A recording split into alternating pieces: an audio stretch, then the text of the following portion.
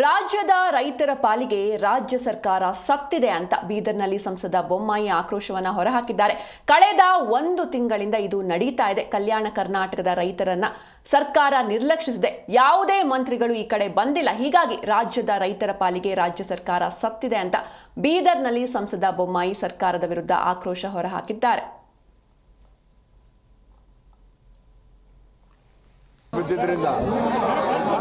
ಎಲ್ಲ ನದಿ ಕೊಳ್ಳಗಳು ತುಂಬಿ ಭೂಮಿಯಲ್ಲಿ ಹರಿತಾ ಇದೆ. ಇದು ಕಳೆದ 1 ತಿಂಗಳಿಂದ ನಡೀತಾ ಇದೆ. ರೈತರು ಬೆಳೆಯುವಂಥ ಯಾವುದೇ ಪೀಕು, ತೊಗರಿಯಿಂದ ಹಿಡಿದು ಸೋಯಾದಿಂದ ಹಿಡಿದು ಹೆಸರಿಂದ ಹಿಡಿದು ಯಾವುದು ಕೂಡ ಇವತ್ತು ಬಂದಿಲ್ಲ, ಪೂರ್ಣ ನಾಶ ಆಗಿದೆ. ಕೃಷಿ ಇಲಾಖೆ ರೈತರ ಪಾಲಿಗೆ ಸತ್ತಂತಾಗಿದೆ. ಕೃಷಿ ಇಲಾಖೆ ರೈತರ ಪಾಲಿಗೆ ಸತ್ತಂತಾಗಿದೆ. ಯಾವುದೇ ರೀತಿಯ ಪ್ರಿಲಿಮಿನರಿ ಸರ್ವೆ ಕೂಡ ಆಗಿಲ್ಲ, ಡಿಟೇಲ್ ಸರ್ವೆ ಕೂಡ ಮಾಡಿಲ್ಲ. ಯಾವುದೇ ಮಂತ್ರಿಗಳು ಇಲ್ಲಿ ಬಂದು ನೋಡಿಲ್ಲ.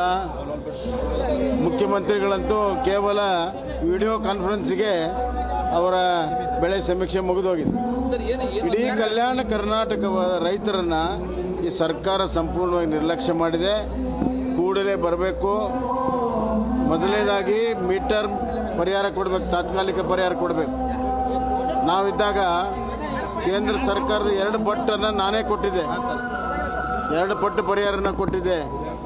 13,000 ರೂಪಾಯಿ ಪರ್ ಎಕರೆ ಕೊಟ್ಟಿದ್ವಿ. ನೀರಾವರಿಗೆ 25,000 ಕೊಟ್ಟಿದ್ವಿ, ತೋಟಕ್ಕೆ 28,000 ಕೊಟ್ಟಿದ್ವಿ. ಕನಿಷ್ಠ ಅಷ್ಟು ಪರಿಹಾರವನ್ನು ಕೊಡಬೇಕು, ಸರ್ವೆ ಮಾಡಬೇಕು ಮತ್ತು ಕೇಂದ್ರಕ್ಕೆ ರಿಪೋರ್ಟ್ ಕಳಿಸಬೇಕು. ಅಲ್ಲಿಂದ ಕೂಡ ಪರಿಹಾರ ಕೊಡಬೇಕು.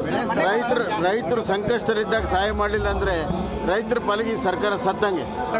ಮಹಾರಾಷ್ಟ್ರದಲ್ಲೂ ಕೂಡ ಬಿದ್ದಿದ್ದರಿಂದ ಎಲ್ಲ ನದಿ